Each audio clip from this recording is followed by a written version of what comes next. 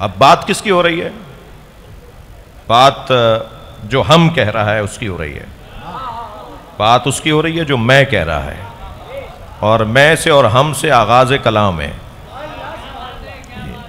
مثلا سورہ مبارکہ ملک کی پہلی چند آیات، تبارک الذی بیدہ الملک وہو علی کل شیء قدیر، بابرکت ہے وہ جس کے ہاتھ میں ملک ہے۔ بھئی میں اردو میں مجلس پڑھ رہا ہوں، اردو کے محاوروں میں ایک محاورہ ہے کہ ان کے ہاتھ میں کیا ہے۔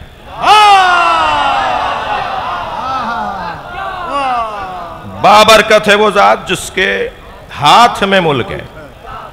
اچھا، ہاتھ جیسے ہی سوچا فوراً 5 انگلیاں، اس میں 14 پوروے،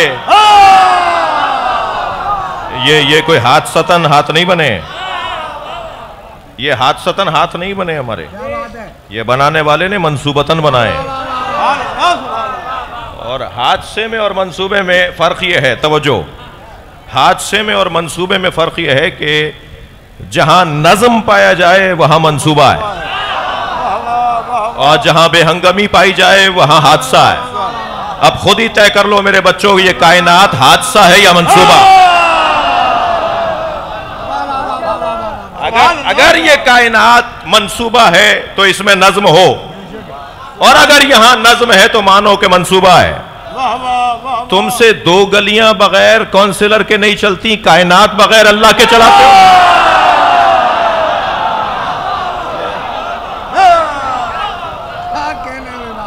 تبارک الذی بیدہ الملک ایک بہت بڑے انسان کی مجلس برسی ہے، اور ان کے انسان ہونے کی میں ان بچوں اور جوانوں کو میری خوش قسمتی ہے، اور سرور بھائی کے دیدار کے لیے لوگ آئے ہیں، اکثریت جوانوں کی ہے، اور اگر کچھ خضاب زدہ اور صرف سفید بالوں والی شخصیات تشریف فرما ہیں تو وہ بھی محبت علی میں جوان ہیں۔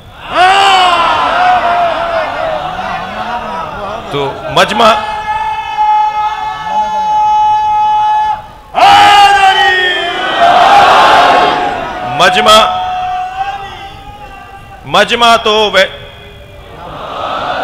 تو ویسے بھی جوانوں کا ہے۔ اچھا، آپ کی ولائی سماعتیں مجھے مجبور کر رہی ہیں کہ ایک جملہ اور ہدیہ کر دوں جو اس سے پہلے میں نے کہیں نہیں کہا، اور وہ جملہ یہ ہے کہ جنت میں جوان ہی داخل ہوں گے، تو ہماری دنیا کی جنت کو عزاداری کہا جاتا ہے۔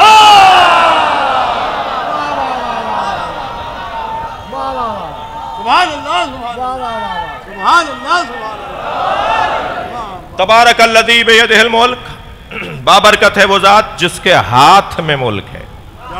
تو جب یہ ہم ہاتھ سوچتے ہیں نا تو اس میں 5 انگلیاں، اور 5 انگلیوں میں 14 پوروے، جو 14 پوروے بنا سکتا تھا وہ 16 بھی 13 بھی بنا سکتا تھا، مگر اللہ تو رازوں میں بات کرتا ہے نا، اسرار اور رموز میں بات کرتا ہے نا جی۔ وہ تو توجہ دلانا چاہتا ہے، سونے نہیں دینا چاہتا وہ کہ قوم سو جائے، وہ جگائے رکھنا چاہتا ہے، جاگے رکھنا چاہتا ہے۔ تو جب کبھی اچھا، بہت سے لوگوں کو ماننے کی عادت نہیں ہے، مگر اللہ کو منوانے کی سنت ہے، اس کا طریقہ ہے منوانا، وہ خوب جانتا ہے۔ جو وسیلے کو نہیں مانتے نا وہ ہاتھ اٹھا کے ضرور دعا مانتے، آج نہیں کل غور تو کریں گے کہ 5 اور 14 کا بڑا گہرا تعلق ہے۔ یہ ایک میں نے عامیانہ بات کر دی، ایک عامیانہ بات کر دی، اور مجھے عامیانہ بات بھی کرنی ہے کیونکہ مجھے جو سن رہے ہیں وہ تنقیدی نگاہ سے بھی سن رہے ہیں، اور جتنا پیار میرے ساتھ ہے شاید ہی کسی کے ساتھ ہو۔ وہ ایک کہتا ہے کہ جی صبح کھانے وال جاتا ہے، شام میں حیدرآباد جاتا ہے، تو میں اسے اور اس کے قبیلے کے لوگوں کو ایک جملہ کہہ کے گزر جاؤں کہ میں تو آسمانوں میں جانا چاہتا ہوں تو میں زمین میں گاڑ کے جاؤں گا۔ اچھا، ابھی ایک ہاتھ سمجھ میں نہیں آ رہا، اللہ کا ہاتھ بھائی، یہ ہاتھ اللہ کا ہاتھ، ید اللہ بے یدہل ملک. ہاتھ پنجہ مانا، کلائی اس کو جوڑنے کے لیے ماننی پڑی، کلائی کو لٹکانے کے لیے کوہنی ماننا پڑی، کوہنی کو ٹکانے کے لیے بازو ماننا پڑا، بازوؤں کو جوڑنے کے لیے باڈی ماننا پڑی، اور بدن کو کھڑا کرنے کے لیے پیر ماننا پڑے. ایک ہاتھ کیا مانا، پورا بت تیار ہو گیا. تو ہم سے تو اللہ کا ایک ہاتھ سمجھ میں نہیں آ رہا. میں صفحہ قرآن کا پلٹ رہا ہوں، اللہ نے تو اپنے دو ہاتھوں کی بات کی ہے. یا ابلیس ما منعک ان تسجد لما خلقت بیدی استکبرت ام کنت من العالین.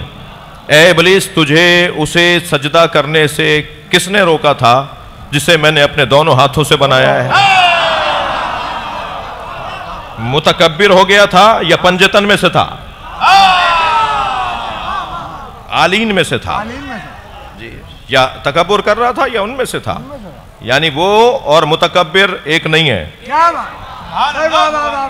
عالین اور ہیں، متکبرین اور ہیں. کسی کا بلند جگہ پر بیٹھنا تکبر کی علامت نہیں ہے. وہ اللہ جسے بلند مقام پر بٹھا دے، اللہ کے معاملات ہیں.